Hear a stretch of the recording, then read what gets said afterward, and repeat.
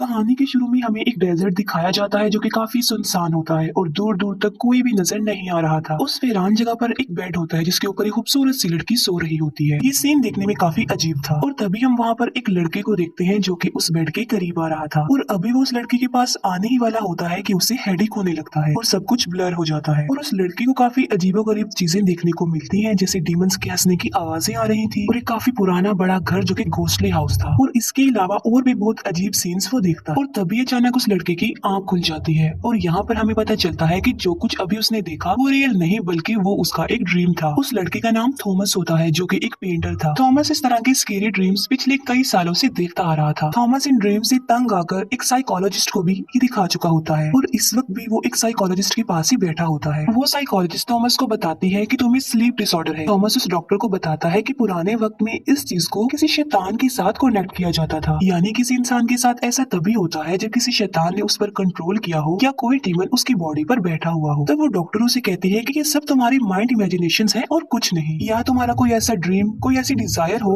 जो किसी लड़की से रिलेटेड थी और वो पूरी ना हुई हो और इसीलिए तुम्हारे साथ ये सब कुछ हो रहा है। इससे पहले कि थॉमस उसकी अगली बात सुनता वो वहाँ से उठकर चला जाता है। थॉमस जो कि एक जगह पर बैठा हुआ पेंटिंग बना रहा होता है और तभी अचानक उसे झाड़ियों में कुछ दिखाई देता है। कुछ सोचने समझने से पहले ही उसे एक प्रॉपर्टी एजेंसी से कॉल आती है और उसे बताया जा रहा था कि तुम्हारे अंकल ने मरने से पहले तुम्हारे नाम कुछ प्रॉपर्टी की है। थॉमस जब वहाँ पर जाता है तो एक प्रॉपर्टी एजेंट उसे उस जगह के पेपर्स देती है और उस जगह का नाम होता है केसर गार्डन और साथ ही वो उसे वो लेटर भी देती है जो कि उसके अंकल ने मरने से कुछ देर पहले थॉमस के लिए ही लिखा था। थॉमस ये सब देखकर काफी हैरान था क्योंकि ना तो वो कभी अपने अंकल से मिला था और ना ही कभी उनके बारे में सुना था। थॉमस जब उस एनवेलप को ओपन करता है तब उसमें उस प्रॉपर्टी यानी केसर गार्डन्स की पिक्चर्स थी और वो प्रॉपर्टी वाला घर बिल्कुल उस घर जैसा लग रहा था, उस घोंसली हाउस जैसा, जैसा कि उसने अपने ड्रीम में देखा था और अब वो इस प्रॉपर्टी को देखना चाह रहा था। थॉमस वहाँ से चला जाता है और अपने घर में आ जाता है और घर आकर वो अपने अंकल का वो लेटर पढ़ता है। उस लेटर में लिखा हुआ था कि मुझे काफी दुख है कि मैं तुमसे कभी भी नहीं मिल पाया हूँ और हमारे ना मिलने के पीछे रीजन मेरी मदर और ग्रैंड मदर है, लेकिन शायद उन्होंने भी बिल्कुल ठीक किया क्योंकि हमारी फैमिली सदियों से केसर गार्डन से कनेक्ट है और दुख की बात ये है कि केसर गार्डन के मेल्स कर्स्ड हैं। उस लेटर में इस बात का तो जिक्र नहीं होता कि वो कर्स्ड किस किस्म का था और कुछ रूल्स हैं जिन्हें फॉलो करना तुम्हें जरूरी होगा और क्योंकि तुम केसर्स ब्लड लाइन हो तो तुम वहाँ की किसी भी डोर को ओपन कर सकते हो, वो भी अपने ब्लड के साथ। और उसे वार्निंग देते हुए लिखा होता है कि एक जगह ऐसी भी है जहाँ तुमने नहीं जाना है और वो बेसमेंट है, तुम्हें मेरी बात का बिलीव करना होगा और वो जगह तुम्हारे फायदे के लिए ही बंद की गई है। थॉमस केसर गार्डन जाता है। अब क्योंकि उसके पास कीज नहीं थी तो वो डोर तोड़कर अंदर चला जाता है। वो घर काफी क्रीपी लुक दे रहा था और काफी पुराना था और वहाँ पर जगह जगह पर स्कल्स और डमीज थी जो कि काफी ड्राउनी नजर आ रही थी। थॉमस जब घर को एक्सप्लोर कर रहा होता है तब ऐसा फील होता है कि कोई तो है जो उस पर नजर रख रहा है और थॉमस जब बेसमेंट में जाता है तब डोर बंद होने की आवाज सुनकर वो टर्न करता है और उसे वहाँ पर किसी की प्रेजेंस फील होती है, लेकिन देखते ही देखते वो गायब हो जाती है। थॉमस जब ऊपर जाता है तब उसे वहाँ पर एक लड़की मिलती है जिसका नाम लिंडा होता है और वो उसी प्रॉपर्टी एजेंसी की एक मेंबर थी। वो थॉमस से उसके अंकल के लेटर के बारे में भी पूछ लेती है। थॉमस को उसकी बातें अजीब लग रही थी जिसकी वजह से वो थॉमस से अपोलोजाइज करके वहाँ से चली जाती है। थॉमस जो कि सो रहा होता है और उसे फिर से एक ड्रीम आता है जिसमें वो देखता है कि उस प्रिंसेस को उसने पास जाकर उठा दिया है। थॉमस उस प्रिंसेस को कहता है कि ये ड्रीम नहीं हो सकता क्योंकि ये सब कुछ रियल लग रहा है। वो प्रिंसेस थॉमस को कहती है कि मेरा नाम रोज है लेकिन मुझे स्लीपिंग ब्यूटी भी कहा जाता है और तुम्हें ये सब कुछ इसीलिए रियल लग रहा है क्योंकि रियल वर्ल्ड में हम दोनों एक दूसरे के काफी पास आ चुके हैं और यही वजह है कि तुमने मुझे ड्रीम में जगा दिया। वो कहती है कि रियल वर्ल्ड में मैं तुम्हारे पास आने का वेट कर रही हूँ और तभी वो थॉमस की तरफ बढ़ती है और अचानक से डरकर पीछे हो जाती है। थॉमस जब पीछे मुड़कर देखता है तब वो काफी शॉक्ड हो जाता है और वो थॉमस से रिक्वेस्ट करती रहती है कि प्लीज मुझे छोड़कर मत जाओ। इसके बाद थॉमस नींद से जाग जाता है और उसे फिर से स्लीप पैरालिसिस हो जाता है। थॉमस खुद को मूव करने की कोशिश करता है और तभी ब्लैंकेट में एक डीमन उसकी तरफ आ जाता है और वो डीमन थॉमस को मारने ही वाला होता है कि थॉमस की आंख खुल जाती है, यानी ये भी थॉमस का एक ख्वाब था। थॉमस के डोर पर बेल बजती है और जब वो देखने जाता है तब वहाँ पर उस घर का केयर टेकर होता है जो उस घर की मेंटेनेंस के बारे में पूछने के लिए वहाँ पर आया था। थॉमस जब उस केयर टेकर से इस घर के बारे में क्वेश्चंस करता है तब वो थॉमस को कहता है कि ये घर काफी स्ट्रेंज है और यहाँ पर बहुत से लोग आते हैं और गायब हो जाते हैं। पुलिस ने कई बार इस घर को चेक किया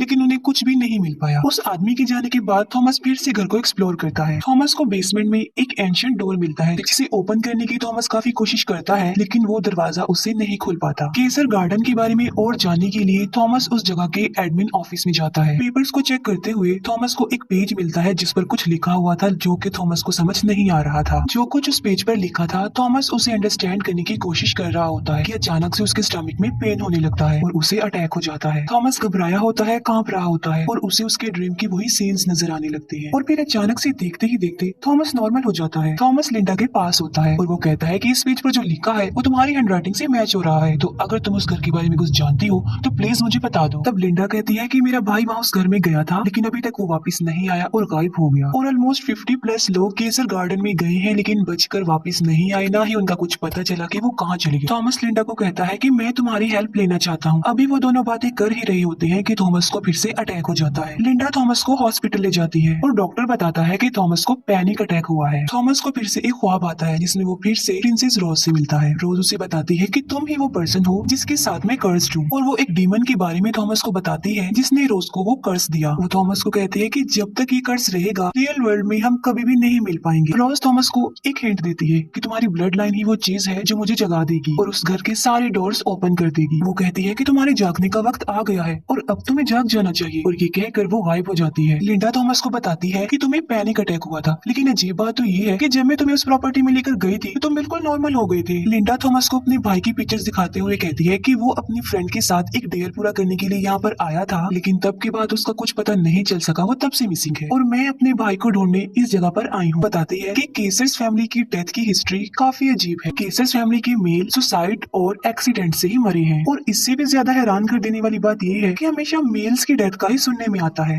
कहती है कि ये सब कुछ शायद किसी सुपर नेचुरल पावर से कनेक्ट है जो ये सब कुछ करवा रही है। थॉमस पूछता है कि कोई तो ऐसा रास्ता होगा ना इस कर्ज से बचने का, और लिंडा थॉमस की ब्लड लाइन को रिस्पॉन्सिबल कहती है। लिंडा की ये बात सुनकर थॉमस को उसके अंकल की वही ब्लड लाइन वाली बात याद आती है और वो लिंडा को उसी एंशिएंट डोर के पास लेकर जाता है। लिंडा भी उस डोर को ओपन करने की कोशिश करती है, लेकिन उससे भी वो दरवाजा नहीं खुलता, और थॉमस वहाँ पड़ी हुई एक नीडल से अपने फिंगर का खून निकालता है और ब्लड वाली फिंगर से वो उस डोर को ओपन करता है और वो दरवाजा खुल जाता है। थॉमस और लिंडा दोनों अंदर जाते हैं।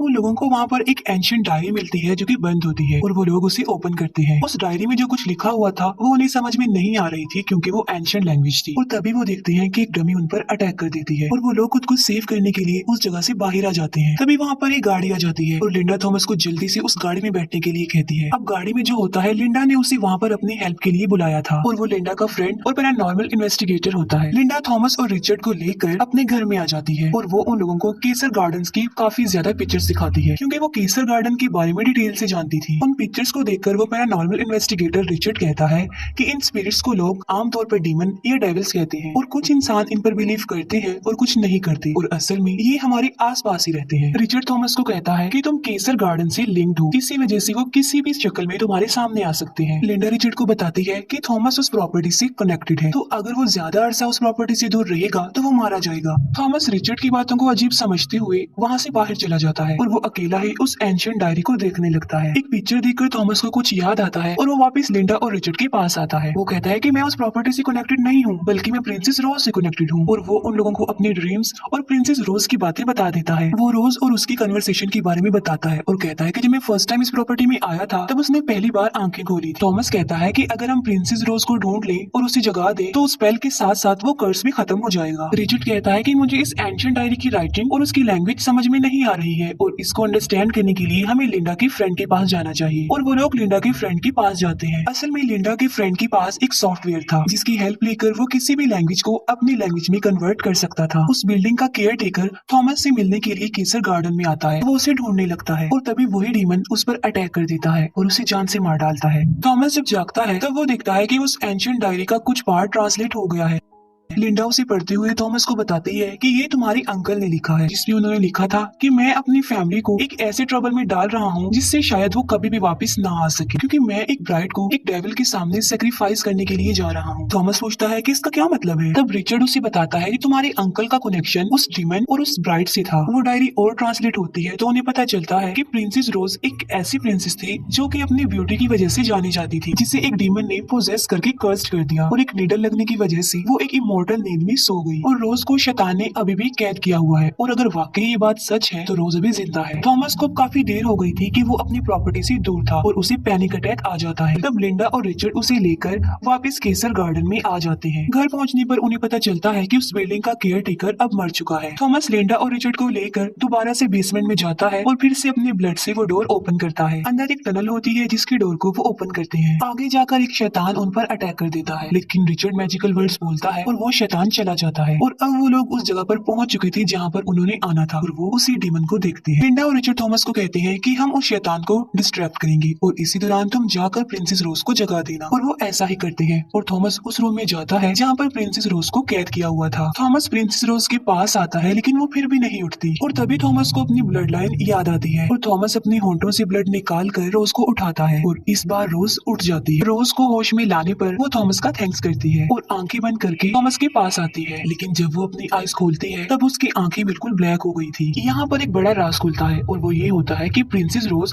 अब कोई प्रिंसेस नहीं रही बल्कि वो भी एक डीमन बन चुकी है। वो डिमोनिक आवाज में बोलते हुए थॉमस को कहती है कि तुमने मुझे जगा तो दिया है लेकिन अब तुम्हारा खेल खत्म हो गया है। और वो अपनी फिंगर से थॉमस पर मैजिक कर देती है और वो दीवार के साथ जाकर टकराता है।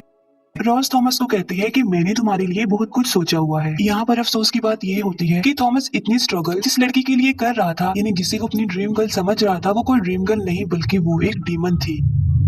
रोज को बाहर उसी डीमन की आवाज आती है और वो उस डीमन को मार डालती है और उसका दिल निकाल लेती है। थॉमस इंजर्ड था और वो बाहर आता है और कहता है कि रोज एक डीमन है, उसे मार दिया जाए। लिंडा रोज को स्टैब करने लगती है तो रोज उसका गला पकड़ लेती है और वो ऑलमोस्ट उसे जान से मारने ही वाली होती है, लेकिन नहीं मारती, वो उसे छोड़ देती है। रोज उन्हें टॉन्ट करवाते हुए कहती है कि मैं नहीं चाहती कि तुम इतनी जल्दी मर जाओ, क्योंकि मैं तुम्हें वो सब कुछ दिखाना चाहती हूँ जो मैं करने वाली हूँ। तभी रोज थॉमस को देखते हुए एक लंबा सांस लेती है और ब्लैक स्मोक उन दोनों को उड़ाकर वहाँ से ले जाता है। फिर हम लिंडा के फ्रेंड को देखते हैं जो कि उस डायरी को अपनी लैंग्वेज में कन्वर्ट करके पढ़ रहा होता है और यहाँ पर उसे केसर फैमिली की कर्स का पता चल जाता है। असल में केसर फैमिली के मेल्स का जो ब्लड है वो डीमन को बहुत पसंद होता है, यानी डीमन सिर्फ केसर मेल का ही ब्लड पी सकते हैं। और केसर फैमिली के मेंबर्स की पहचान ऐसी होती है कि पहले उन्हें स्केरी ड्रीम्स आते हैं, फिर उन्हें डीमंस की आवाजें सुनाई देती हैं और पैनिक अटैक्स होते हैं। और वो सब कुछ जो थॉमस के साथ भी हो रहा था। और केसर मेल को इस बात का ख्याल रखना है कि वो कभी भी किसी डीमन से कनेक्ट ना हो। और उसमें ये भी लिखा होता है कि डीमन इस कर्स को कयामत लाने के लिए भी इस्तेमाल करेंगे, यानी जब इस दुनिया का दी एंड हो जाएगा। क्योंकि रोज थॉमस को लेकर एक ऐसी अजीब सी जगह पर आ जाती है जो कि दुनिया से काफी दूर होती है। रोज थॉमस का ब्लड और अपनी पावर को इस्तेमाल करते हुए कुछ मैजिकल वर्ड्स बोलती है और कहती है कि जल्द ही सब डीमंस जाग जाएंगे और ये सारी दुनिया खत्म हो जाएगी और कयामत आ जाएगी। और इसी स्पेल के साथ ये मूवी यहीं पर एंड हो जाती है। Thanks for watching.